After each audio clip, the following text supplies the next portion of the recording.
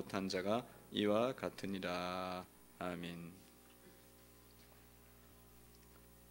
하나님의 은혜와 평강이 오늘도 주의 전에 나와서 예배드리는 모든 성도들 위에, 또 가정에서 이렇게 코로나 때문에 비대면으로 예배드리는 모든 성도들 가정 위에, 자녀들의 앞날 위에 임하기를 주의 이름으로 축원을 드립니다.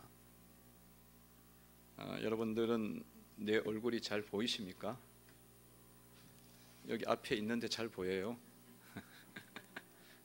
이게 앞에 있는 것처럼 보입니까? 없는 것처럼 보입니까? 있는 것처럼 보여요? 네.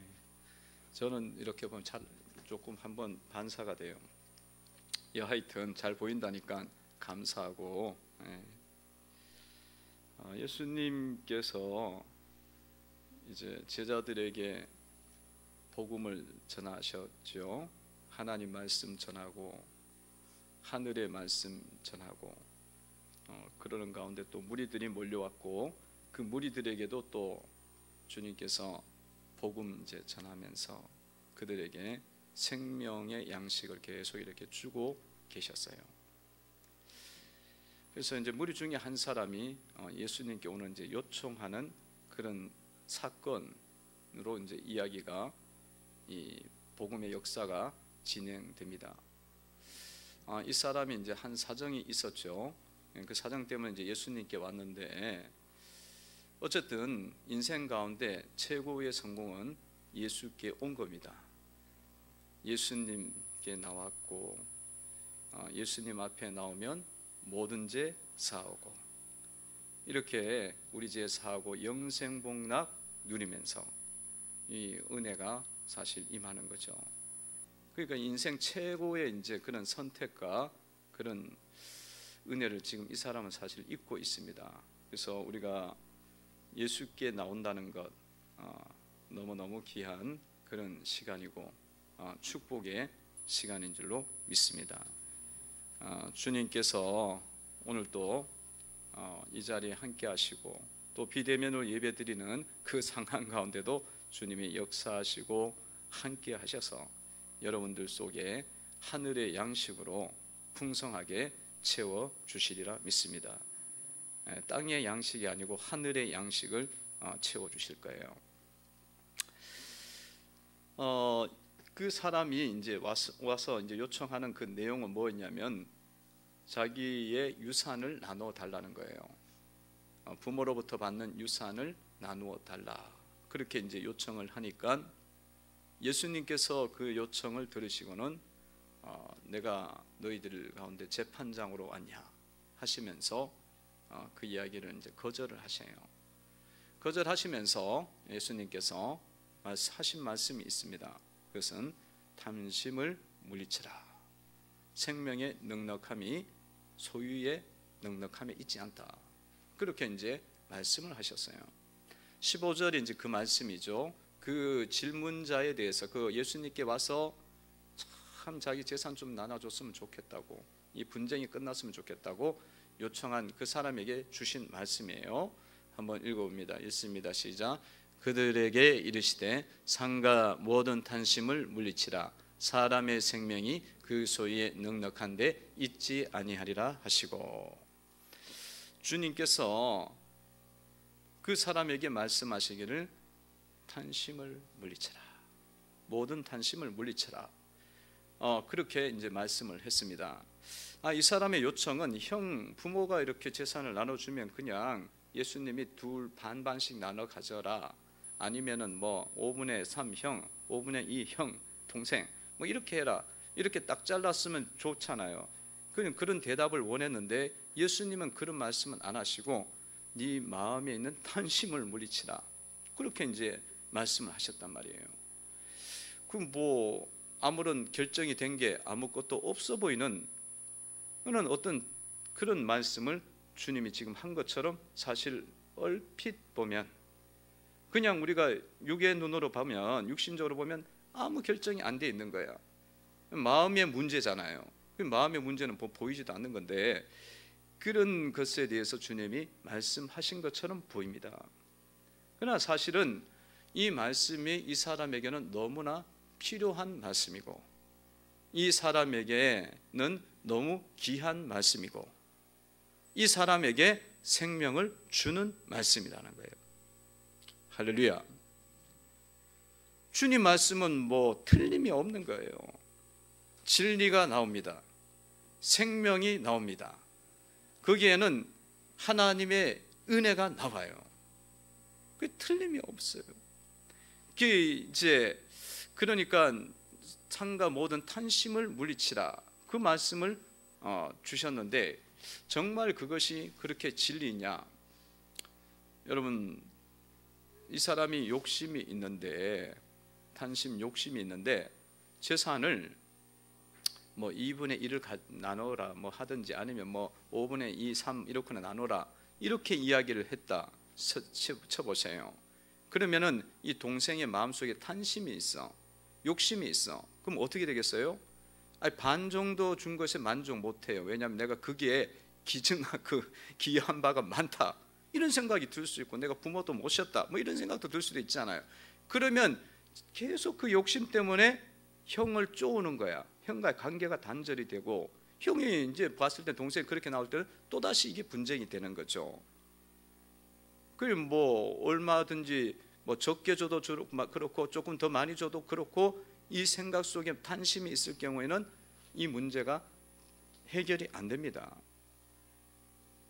해결이 안 되고 오히려 그 일로 인해서 형제 간의 관계가 완전히 단절되어지고 싸움의 관계가 되는 거죠. 그러면 형제 우애까지도 깨지고 다시는 안 볼 수 있는 관계가 만들어지는 거예요. 그러면 이건 뭐 물질은 잘라서 끝나는지 몰라도 이 삶은 어떤 거예요? 이 삶은 완전히 도둑의 삶이고 강도의 같은 삶이 된 것 아니겠습니까? 그러니까 주님께서는 그런 것이 아니다. 이것은 너의 마음속에 있는 탄심을 완전히 물리치는 곳에서 이 부분을 이제 네가 받아들이고 해야 온전하게 재산도 받게 되어지고 그 재산으로 풍성해진 가족 관계, 형제 우애 관계, 그런 관계가 만들어지고 네 인생도 그렇게 힘들지 않게 된다는 것입니다. 그 성도 여러분들 속에 모든 탄심을 물리치는 게 그래서 이렇게 중요합니다. 여러분들 마음속에 생각 속에 있는 모든 탄심을 물리쳐야 되는 줄로 믿습니다. 사람의 생명이 소유에 넉넉한데 있지 않아요. 근데 사람들은 그걸 굉장히 있다고 지금 생각을 많이 해요.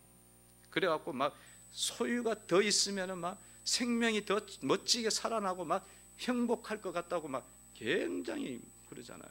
그게 욕심인 거예요. 그게 탄심이에요. 거기에 매여 있지 않습니까? 톨스토이의 그 땅이라는 단편 소설 있잖아요. 인간에게 땅이 얼마나 필요한가. 그 원제가 그렇더라고요. 땅이 얼마나 필요한가. 그리고 그 소설 속의 주인공이 그 마귀가 와서 이야기하기를 네가 밟는 땅을 다 주겠다. 그런데 언제까지 돌아오냐면 해가 지기 전까지 돌아와야 돼. 해가 지기 전에 들어와야 되는데 그 전에 못 들어오면 그 땅은 다 무효야. 그러니까 막 이 사람이 막 밟는 대로 땅을 다 준다니까 막 뛰어가는 거야. 아침부터 밥 먹자마자. 그래갖고 막 가다 보니까 이때쯤 돌아가야 되는데 땅이 너무 아깝잖아. 조금만 더 뛰면 더 들어올 것 같으니까 막 더 뛰어갖고 이제 가요. 가다가 이제 딱 보니까 이건 늦을 것 같아. 그래갖고 막 죽느냐 사느냐 돌아오다가 저기서 해가 막 니어 넘어가잖아요. 그래갖고 목숨을 걸고 막 뜁니다. 뛰어갖고 딱 마을에 딱 도착은 했는데 어떻게 됐어요? 숨이 넘어가 버렸어.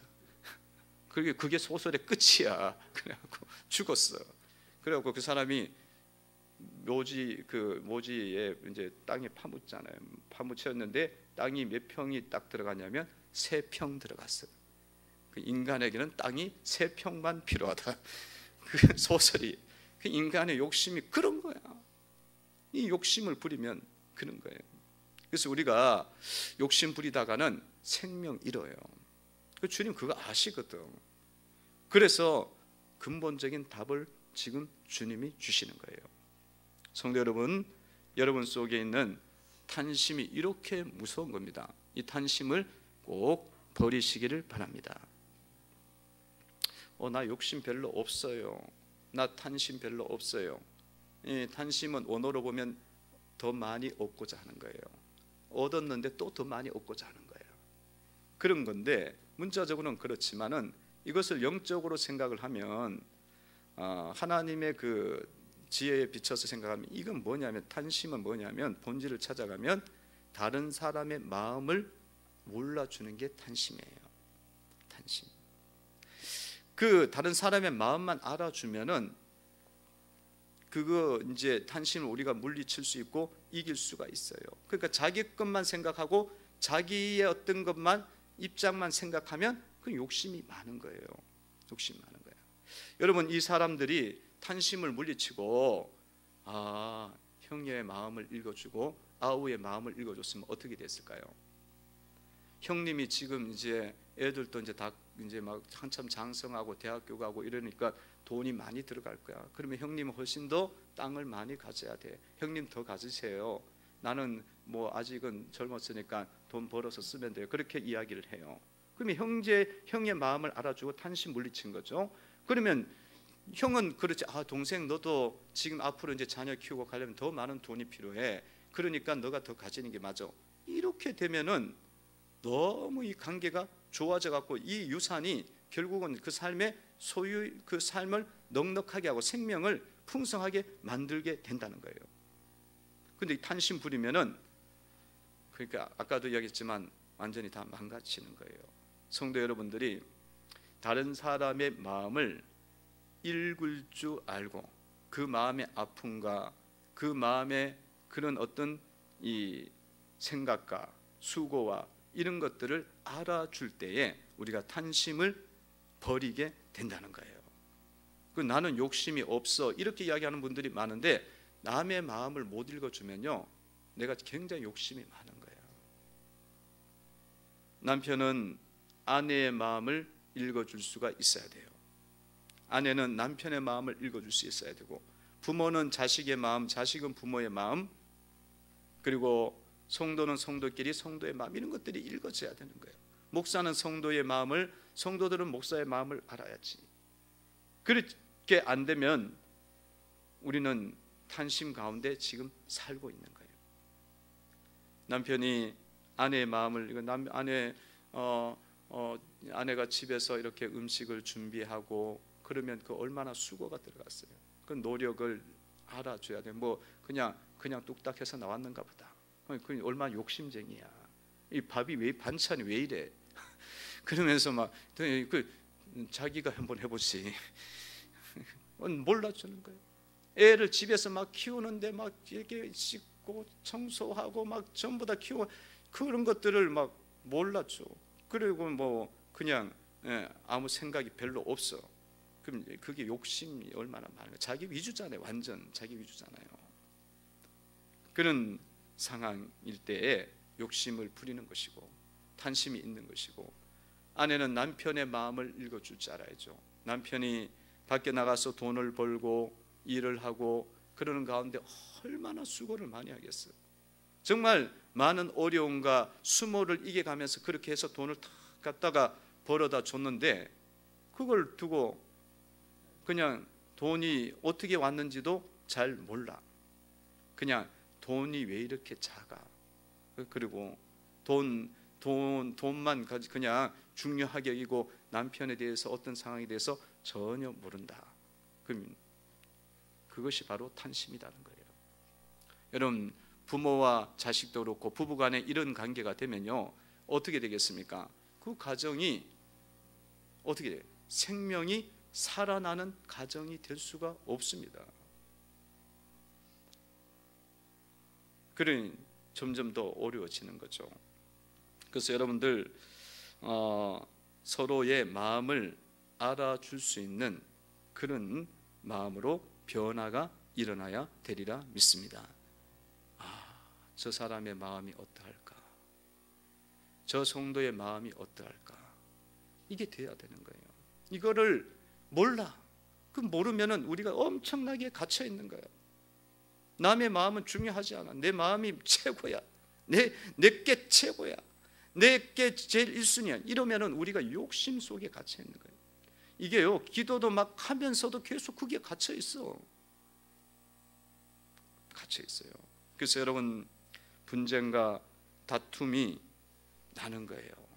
여러분 가정 속에, 여러분의 또 삶 속에, 내 속에 탄심이 있으면 생명이 넉넉해지지 않습니다. 생명이 풍성해지지 않습니다. 그러므로 탄심을 잘 처리하고 이기는 성도가 되셔야 되는 줄로 믿습니다. 서로를 위해 주면요, 행복해져요. 서로를 안 위해 주면요, 다 이 생명이 다 없어져 소멸돼요. 거의. 여러분 생각을 해보세요. 부모님이 유산을 남겨줬다는 건 얼마나 좋은 상황이야. 부모가 축복을 받아갖고 자녀에게 유산을 줬단 말이야. 좋은 상황인데도 불구하고 욕심이 들어가면 그 일로 인해 갖고 형제 우애 끊어집니다. 원수돼요. 원수요. 원수돼. 욕심 때문에. 그래갖고 뭐 뉴스에도 가끔씩 나오고 막 그러잖아요. 대기업에서도 막 그런 일이 막 벌어지고 그러지 않습니까? 그러니까 그건 재판장에 가서 있잖아요. 딱 갈라놓잖아요. 진짜 원수돼요. 진짜 원수돼요. 그래서 여러분들이 여러분 속에 있는 탐심의 문제를 끊어요. 예수님이 왜 이 대답을 야 둘씩 나눠 이렇게 이야기하지 않고 이렇게 이야기해요. 탄심을 물리치라. 이 탄심을 해결해야만 생명이 그 가정 속에 살아나기 때문에 그래요. 여러분 마음과 생각이 이제 이렇게 탄심을 물리치고 깨끗하고 거룩한 마음으로 세워지기를 축원을 드립니다. 여러분 특히나 여러분들 여러분의 남편이나 자녀들이나 일가 친척들이 여러분 그들이 어떻게 지내는지 그걸 우리가 알아야 돼요. 특히나 영적으로 어떻게 지내고 있는지를 우리가 또 살펴볼 필요가 있어. 다 멀쩡히 잘 먹고 잘 살고 있는 것 같지만은 사실은 예수님 가까이 오지 않고 예수님 믿지 않으면 어떤 삶을 살고 있냐면 나 죄의 길에 시달려 너무너무 방황하고 세상 가운데서 아픔 가운데 있는 거예요. 마귀에게 시달려갖고 마귀에게 잡혀 있는 거야. 그러면 우리가 영적으로 봤을 때는 그 마음을 아는 건 뭐냐면 그 영혼을 위해서 우리가 아픔을 가져야 되는 거예요. 다 죽어가고 있거든. 나는 지금 막 그 남편과 자녀들은 막 지금 마귀에게 시달려갖고 죄에 시달려갖고 죽어가고 있는데 우리는 그냥 먹고 살고 있으니까 그냥 괜찮다. 이것도 참 탄심이야. 탄심. 우리가 깨닫지 못하는 거예요. 성령의 마음을 깨닫지 못하는 거죠. 이런 부분까지 우리가 깨끗하게 정리하시고 깨어나는 탄심을 물리치는 성도가 되셔야 되는 줄로 믿습니다. 이게 되면은 안 갈라줘도 그냥 자연히 해결이 돼요. 교과서에 나오는 것처럼 형님 먼저 아우 먼저가 되는 거예요. 옛날에 우리 교과서에 보면은 밤에 이 뱃이삭을 아우가 형님 딴에 갖다 놓잖아. 탁탁 갖다 형님이 더 먹고 살아야 되니까. 그러니까 또 와보니까 이게 많아졌네. 아침에 일어나서 이거 아우가 필요하네. 아우네 집에 또 갖다 놓는 거야. 그렇게 되는 게 탄심을 물리치는 거예요. 왜? 그 마음을 이해하니까. 그 마음을 알고 우리가 그 마음을 이해하고 그 마음을 인정하고 그 마음을 우리가 위로하고 그 마음을 안아주고 그럴 때에 생명이 살아나는 거예요. 그 은혜가 우리 교회 속에 있어야 되는 줄로 믿습니다. 그러니까 예수님이 이어서 이 사람에게 그런 말씀을 하죠. 어리석은 부자 이야기를 합니다. 비유를 하죠. 어리석은 부자 비유. 이 부자 비유의 그 내용은 뭐예요? 한 부자가 밭이 있어 이렇게 농사를 지었는데 소출이 풍성해졌어. 너무너무 많이 나왔어. 막 심은 것보다 막 내가 했던 그 계획보다 훨씬 많이 나왔어. 그러니까 소출이 풍성해지니까 이걸 어떻게 해야 되겠어요? 생각해 보니까 이거 창고를 더 지어갖고 곡식을 더 해야 돼. 안 그러면 다 썩게 생겼잖아요. 그래갖고 막 창고 막 짓고 또 내년에 하니까 또 더 많이 나와. 더 창고 크게 하고 쌓아두는 거야. 그리고는 그가 몇 년 그거 쌓고 보니까 어떤 생각이 드냐면 이 정도만 쌓아놔면 이제는 이걸로 인해서 내가 평안히 살게 될 거다. 그러면서 그렇게 생각을 하는 거예요. 생각을 합니다. 그런데 그날 밤에 누가 와요? 하나님 오셔갖고 그 영혼을 데리고 가요. 그렇게 되는 말씀을 주님이 하십니다. 여러분, 이것은 무엇을 말씀하는 거냐면 탄심을 부리는 자들의 모습이 이런 모습이라는 거예요. 이 모습을 통해 갖고 상가 자신의 마음속에 있는 탄심을 물러치는 지혜를 얻으라는 것입니다. 소출이 풍성할 때에 그때를 잘 분별을 해야 돼요. 이 사람의 실수는 뭐냐면 소출이 풍성해질 때 그때에 정신을 바짝 차렸어야 되는데, 자, 소출이 풍성해진다는 건 하나님의 은혜요, 하나님의 축복이란 말이야. 그러면 그 소출을 두고 생각을 잘 해야, 방향을 잘 해야 하는데 이 사람은 어떻게 해요? 내 곡식, 내 곡간, 나를 위해서, 자기밖에 없어, 자신을 위해서 그걸 쓰겠다, 꼭 그렇게 생각을 하지 않습니까? 그러니까 그렇게 마음이 돌아가니까 결국 이런 탄심에서 망하는 일이 일어나지 않습니까? 그러니까 성도 여러분들이 여러분의 삶 속에서 소출이 풍성해질 때에 그때에 여러분의 마음, 여러분의 모습들을 잘 결정해서 가야 된다라는 것입니다. 잘 가야 됩니다. 여러분 삶의 소출이 풍성일 때가 뭐예요? 여러분의 자녀가 잘 됐을 때, 좋은 대학교 가고 또 좋은 직장에 들어갔을 때, 또 여러분들이 직장에서 진급을 했을 때, 이게 다 그런 단계잖아요. 진급하면은 레벨도 올라가고 내 명예도 올라가고 그리고 물질도 거기도 또 더 들어오게 되고 여러분 사업이 또 확장이 됐을 때, 그럴 때에 그런 거죠. 이런 인간관계가 막혔던 것들이 회복되어지고 질병이 치유되어지고 이런 다양한 상황이 왔을 때가 바로 소출이 풍성할 때입니다. 그때에 여러분들이 그것을 보고 내 곡식, 내 곡간, 내 창고, 나를 위하여 이렇게 가면은 어리석은 부자라는 거예요. 탄심으로 죽는 부자라는 거예요. 그때에 하나님께서 나에게 축복을 주셔갖고 이런 일이 벌어졌구나 생각하고 감사해야 된다는 거예요. 나의 부족에도 불구하고, 나의 어리석음에도 불구하고, 나의 불충성에도 불구하고 이렇게 많은 것을 하나님 주셨으니 감사를 드립니다. 감사드리는 거예요. 여러분들의 삶 속에서 여러분들이 한 것만큼 주님이 소출을 풍성하게 하던가요? 그렇지 않아요. 내가 부족함에도 불구하고, 내가 심은 것이 작은 것에도 불구하고 주님이 은혜를 주셔갖고 몇 배를 주님이 주시는 거예요. 주님이 주시는 거야. 근데 우리는 그거 일어날 때마다 그거는 생각도 안 해. 내 부족함이 있는지도 모르고 그냥 너무너무 잘 됐다만 생각하는 거야. 그리고 곧바로 오래 가면 내 곡식, 내 창고, 내 자식, 내 곡간, 나를 위하여 이렇게 간단 말이에요.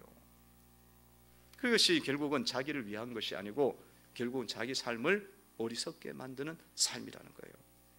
성도 여러분, 그런 일이 있을 때마다 여러분들이 주님의 나라를 위해서 내가 이것을 써야겠다, 그렇게 결단을 하셔야 되는 줄로 믿습니다. 여러분, 그 소출이 풍성할 때 매해마다 그거를 하셔야 돼요.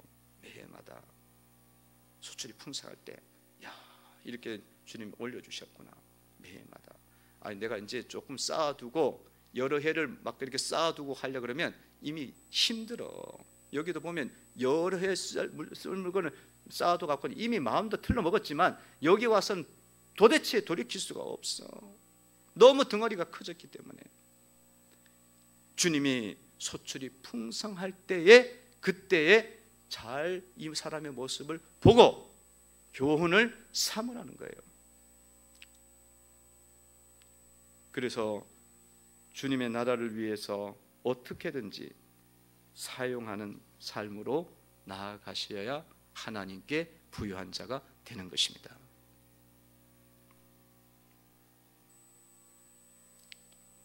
매년 이렇게 무명으로 한 성도가 이렇게 선교 헌금들을 가져와서 그 금액이 꽤 돼요. 가져와서 이렇게 어려운 교회들, 어려운 선교지들 도와주라고 이야기를 해요. 도와주셨으면 좋겠다고. 그런 거 참 좋은 거죠.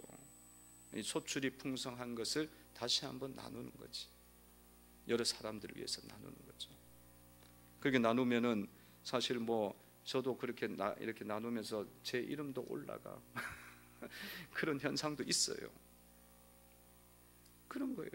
소출이 풍성할 때 창고를 지어도 계획을 쌓고 이런 거는 문제가 되는 게 아니에요. 그게 어디 쪽으로 가냐 이거야. 주님을 위하여, 영혼을 위하여, 다른 사람을 위하여 그렇게 해야 된다는 거예요.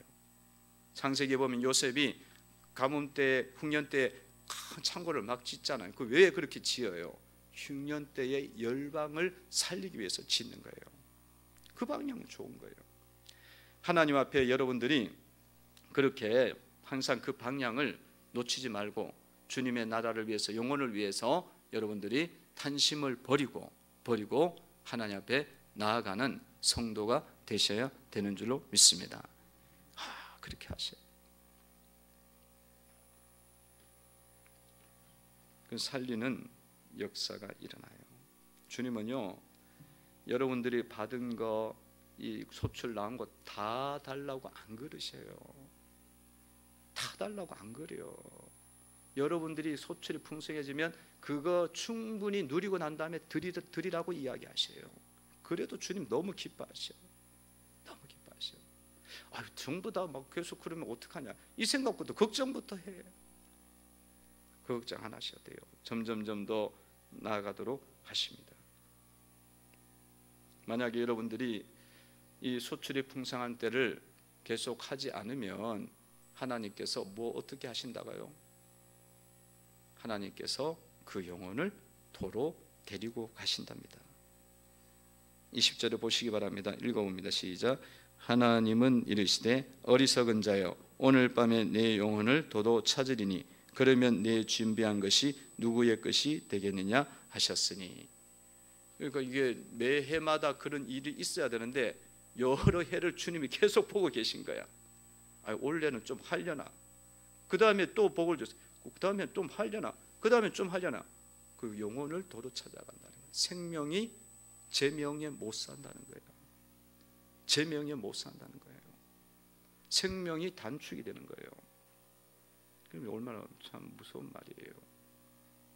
여러분, 이 땅에 살면서 별로 쓸모도 없는데 주님께서 주의 백성을 그냥 둘 이유가 뭐가 있겠어요? 그렇게 데려가신다. 근데 그러니까 여러분들이 정신을 바짝 차리고 소출이 풍성해졌다고 그냥 좋다고 춤만 치지 말고 그때마다 주님을 위하여, 다른 영혼을 위하여, 교회를 위하여 그렇게 조금이라도 쓰셔야 돼. 넘치도록 쓰시고. 여러분도 10분의 8은 충분히 누리잖아. 거의. 여러분, 데리고 가는 것은요, 그냥 생명을 거둬가는 것도 있지만 이 생명을 자꾸 약화시킨다는 거예요. 생명을 약화시킨다는 거예요. 그래갖고 육신의 생명 약화시켜, 사업의 능력 떨어지게 하셔, 자녀의 앞날을 막히게 하시고 축소시켜. 그런 거예요. 그런 것들이 나타나면은 얼마나 우리가 삶이 복잡해지고 힘들어지는지 몰라.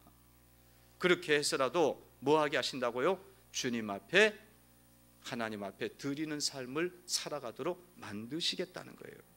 만드시겠다. 성도 여러분들,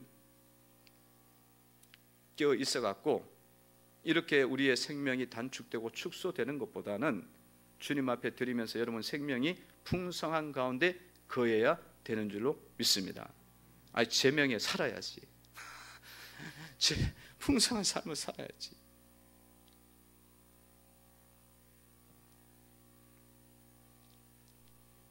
풍성한 삶을 살아야지. 여러분,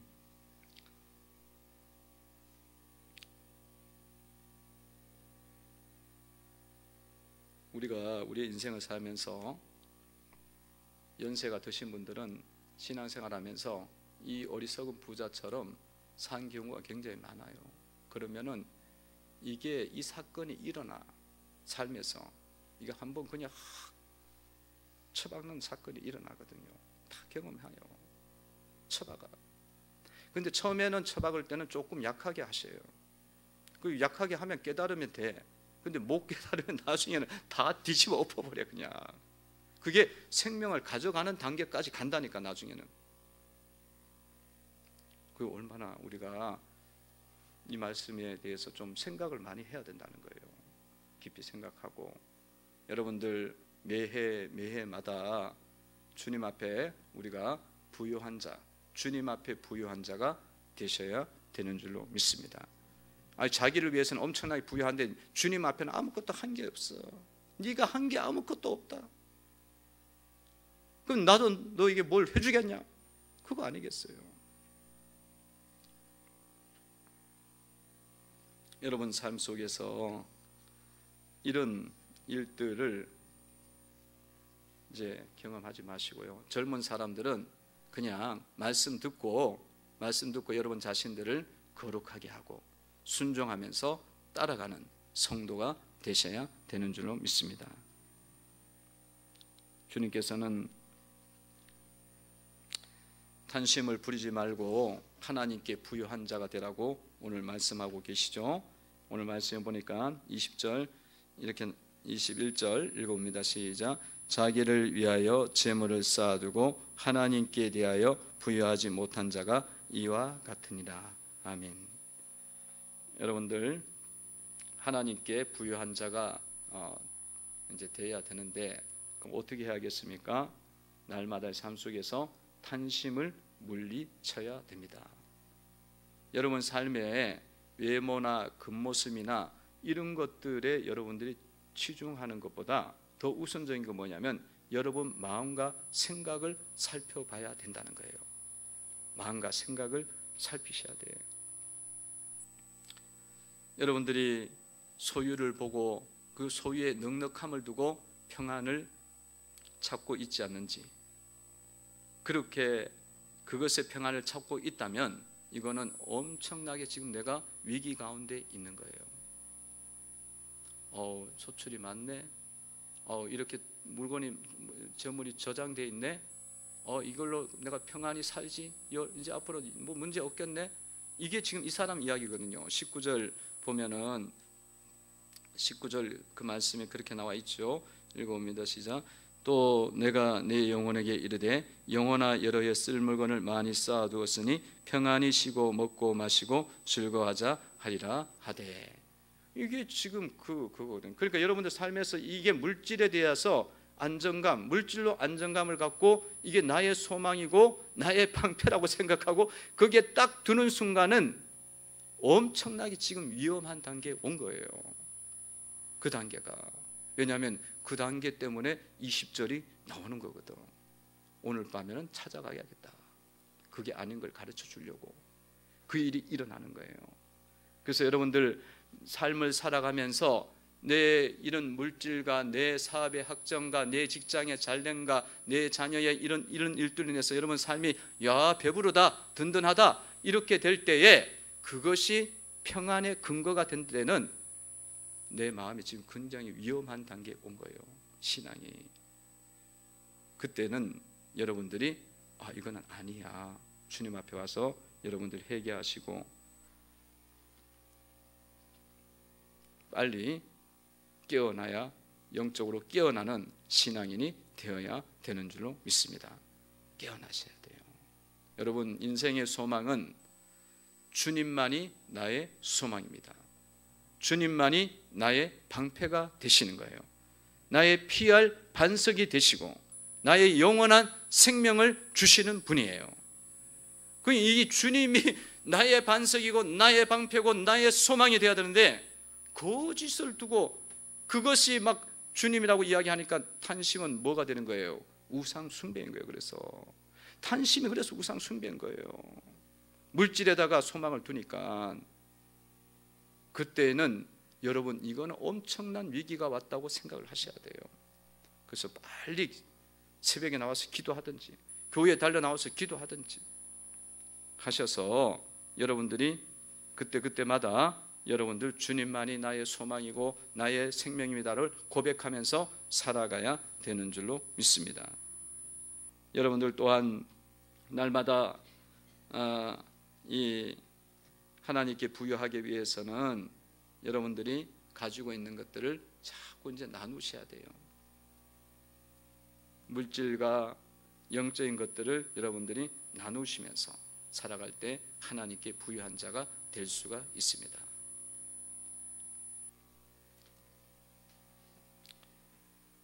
주님이 주신 물질 하나님 앞에 그렇게 드리면서 나아가고, 그런 것들이 우리가 하나님 앞에 자꾸 이제 부여해지고 인정을 받는 거죠. 특히나 이제 11조 같은 경우는 참 어떻게 보면은 쉬운 헌신은 아니에요. 그러나 한국의 교인들은 그거에 대해서 잘 훈련이 돼갖고 준비돼갖고 11조를 드리잖아요. 그러니까 이 11조 같은 경우가 그것이 교회 사역 속에서 굉장히 중요한 역할을 하고 복음 전파하는데 엄청난 그런 힘이 되는 거예요. 힘이 되는 거예요. 그런 헌신들. 그래서 여러분들은 참 대단한 사람들이에요. 하나님 앞에 그런 물질을 드리는 그런 훈련이 됐으니 대단한 그러한 사람들로, 하나님이 기뻐하는 사람들로 인정해 주는 줄로 믿습니다. 근데 난 물질이 너무 없어. 정말 우리가 기본적으로 없는 경우들이 있거든요. 또 없을 때가 있는 거야. 그러면은 여러분들 삶 속에서 드릴 수가 힘들 수 있어요. 그럼 물질을 못 드리면 몸이라도 드려야 되는 거예요. 헌신하고 여러분 시간을 드리고 에너지를 드리고 그런 것들을 드리면서 나갈 때 하나님께 부유한 자가 되는 것입니다. 주님 앞에 그렇게 드리고 뭐 이것도 저것도 안 돼. 그러면 여러분들이 영적으로 깨달은 것들, 그 배운 것들, 그것들을 사람들 가운데서 나누면서 가시면 됩니다. 하나님께서 여러분 삶 속에 주신 것이 많이 있잖아. 기도 응답도 많고 간증들도 많잖아요. 그러면 여러분들이 그걸 자꾸 나누면 영적으로 나누는 거예요. 영적으로 나누는 거예요. 그 지금 여러분 제가 여러분들에게 뭘 나눠주고 있어요? 복음을 나눠주고 있는 거예요. 영적인 것을 나눠주고 있는 겁니다. 나누고 있는 거예요. 그 복음과 영적인 것들을 이런 것들을 나눠주고 하나님이 주신 은혜들을 자꾸 지금 말하고 있잖아요. 그 이런 것들을 자꾸 하는 거예요. 그럼 그걸 하는 것도 너무 중요한 거예요. 너무 중요한 거예요. 그 성도 여러분들이 그걸 잘 깨닫고 사람들에게 탁 나눠주면 성도들이 자기 죄가 뭔지를 보게 되어지고 자신의 어둠을 보게 되어지고 딱 깨어나면 그 영혼을 침체해서 마귀의 손에서 건지는 역사가 일어나는 거예요. 그럼 이건 엄청난 일을 지금 한 거예요. 사실은 섬기는 거예요. 이런 부분들이 우리의 온 교회들 속에 풍성한 가운데 이루어져야 되는 줄로 믿습니다. 여러분들이 이렇게 하나님께 부요한 자가 될 때에 가정도 복음화가 되어지고 교회도 깨어나는 역사가 일어나는 줄로 믿습니다. 교회도 깨어나는 거예요. 이 욕심을 버리고 탄심을 버리고 성도들의 서로의 그런 부분들을 알고 기도해주고 그런 깨어있는 공동체, 이 살아있는 공동체가 돼야 되는 거예요. 그래서 기도 막 해주고, 그 교인들이 와서 교회에 앉아 있고 성도와 교제할 때마다 내가 이런 죄가 있었구나, 내가 이런 어둠이 있었구나, 내가 이런 하나님의 마음을 몰랐구나, 성도와 교제하면서 그걸 깨닫는 거예요. 또 성령이 역사하니까 더 깨닫게 해주고, 이런 살아나는 역사가 일어날 때에 그 교회는 어떻게 되겠어요? 생명이 넉넉하고 풍성한 교회, 부흥하는 교회, 영혼을 살리는 교회로 나아가게 되는 줄로 믿습니다. 기도드리겠습니다. 하나님,